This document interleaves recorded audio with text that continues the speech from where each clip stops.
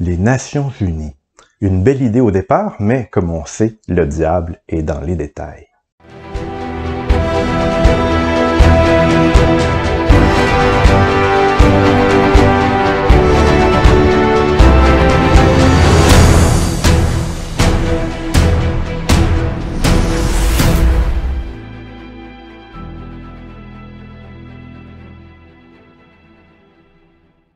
Bonjour chers amateurs d'histoire. Alors on a vu précédemment de quelle façon s'était déroulée la Deuxième Guerre mondiale. On a vu aussi de quelle façon elle s'est déclenchée et à quel point finalement on a été incapable de part et d'autre d'empêcher cet immense conflit qui va embraser l'ensemble du monde. Alors une des raisons de cet échec est attribuable à la Société des Nations. La Société des Nations, la SDN, qui n'a pas fonctionné finalement. D'où l'idée de Roosevelt de créer un nouveau projet de tribune internationale qu'on va appeler désormais l'ONU, l'Organisation des Nations Unies, et qui, selon lui, aura de meilleures chances de réussir. Cela dit, pour bien comprendre les bases des Nations Unies, il faut retourner un peu en arrière et voir comment fonctionnait d'abord la Société des Nations.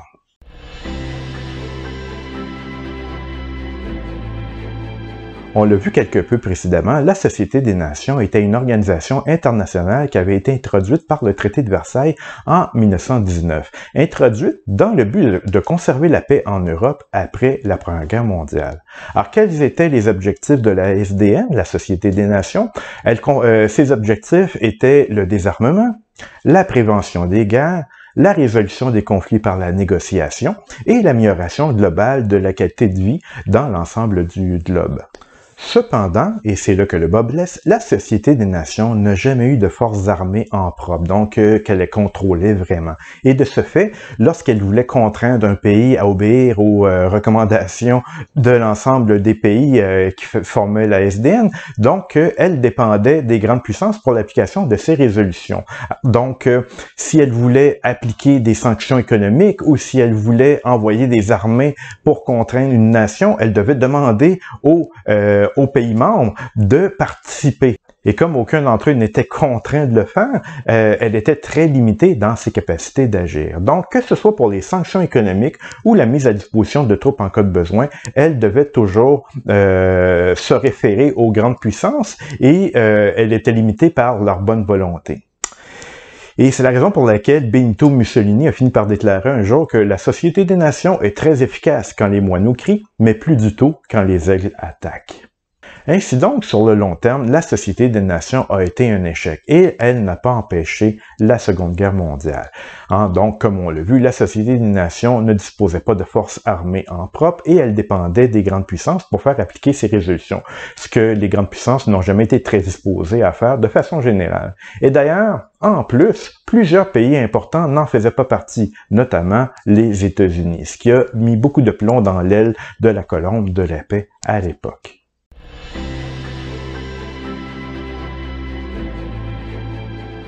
Alors, préparée par les Alliés durant la Seconde Guerre mondiale, l'Organisation des Nations Unies, l'ONU, donc préconisée par Roosevelt, naît de la nécessité de trouver une suite à la Société des Nations, une alternative à la Société des Nations. Et la première étape de la Constitution de l'ONU, ça sera la Charte de l'Atlantique, qui va être signée en 1941 par le président des États-Unis Franklin Roosevelt et le premier ministre britannique Winston Churchill à l'époque. Par la suite, dans les années qui vont suivre, des pourparlers auront lieu sur les points de détail sur comment organiser ces différents principes, l'ONU elle-même, et éventuellement, en 1945, les délégués de 50 nations, toutes en guerre contre l'Axe, vont se réunir en conférence à San Francisco le 25 avril. Et tout ça pour mettre au point de façon définitive les principes devant régir l'Organisation des Nations Unies. Et finalement, la Charte des Nations Unies est approuvée le 25 juin 1945 et est signée le lendemain. Et elle va entrer en vigueur le 24 octobre 1945 après avoir été ratifiée par la majorité de ses signataires.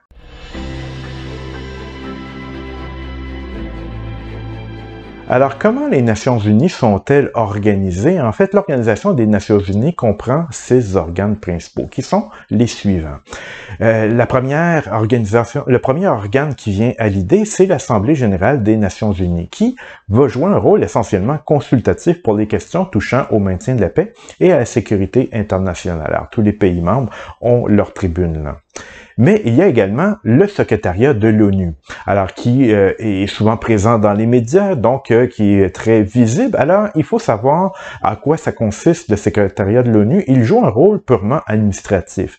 Alors, il s'occupe notamment de la réalisation des traductions ou l'organisation des réunions entre les différents membres. Il s'assure aussi du bon fonctionnement de l'ONU et de ses agences. Et aussi, le secrétariat se charge de réaliser des études qui seront transmises aux organes de l'ONU qui correspondent à la situation.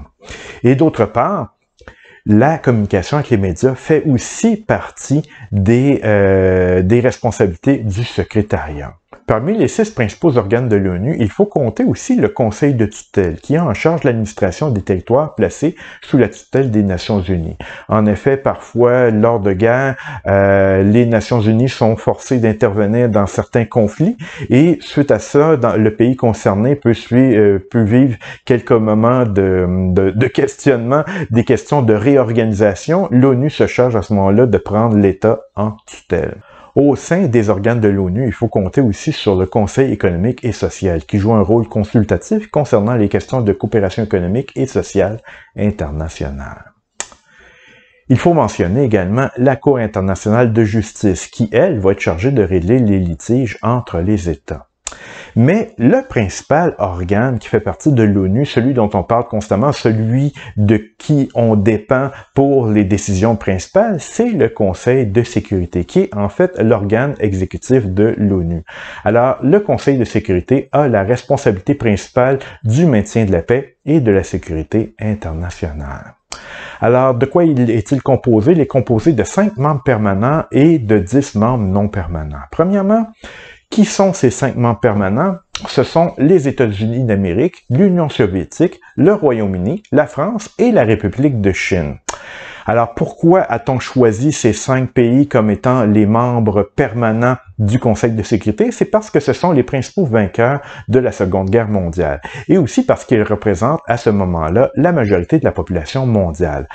Si on tient compte évidemment des empires coloniaux sous le contrôle de la France et du Royaume-Uni. Il faut mentionner également que ces 5 membres permanents détiennent un pouvoir extrêmement important. Ils ont chacun un droit de veto. Alors, un droit de veto dont ils vont beaucoup se servir à l'avenir. Également, comme je l'ai précisé tout à l'heure, le Conseil est composé aussi de 10 membres non permanents qui vont siéger en alternance.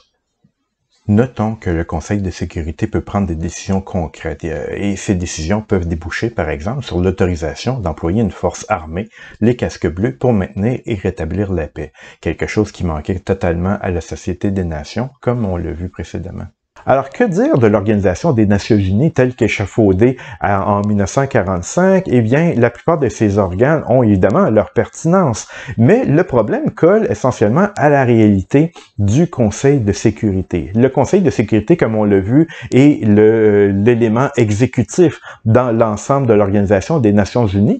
Or, il y a ces 5 membres permanents dont la réalité ne colle plus à la réalité actuelle. C'est que comme on l'a vu, les 5 membres sont les principaux vainqueurs de la Seconde Guerre mondiale, donc ils représentent un instantané de la situation du monde en 1945. Mais évidemment, bien des décennies se sont succédées par la suite et les 5 membres permanents ne correspondent plus à la situation actuelle. Donc, sans dire quoi que ce soit contre la France ou la Grande-Bretagne, il faut bien constater que la France n'est plus une puissance prépondérante, celle qu'elle a été au début du 20e siècle. On pourrait dire la même chose de la Grande-Bretagne. Alors, bien d'autres nations pourraient mériter une place sur le Conseil de sécurité en tant que membre permanent.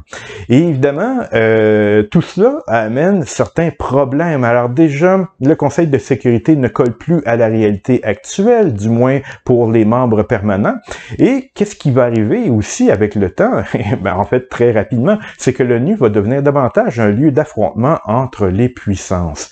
Et cette tribune va bien davantage être régie par les rapports de force que par la valeur et la justesse des arguments de l'un ou de l'autre. Et le droit de veto mentionné précédemment, qui est fréquemment utilisé par les grandes puissances, aura essentiellement un effet paralysant, comme on le voit de nos jours dans bien des situations, comme ça a été le cas en Libye récemment, ou plus récemment encore en Syrie. Alors donc, l'Organisation des Nations Unies, dans sa nature même, a des éléments qui contrecarrent les bonnes volontés du départ. Et ça sera un problème récurrent au cours de toute la fin du 20e siècle et le début du 21e siècle.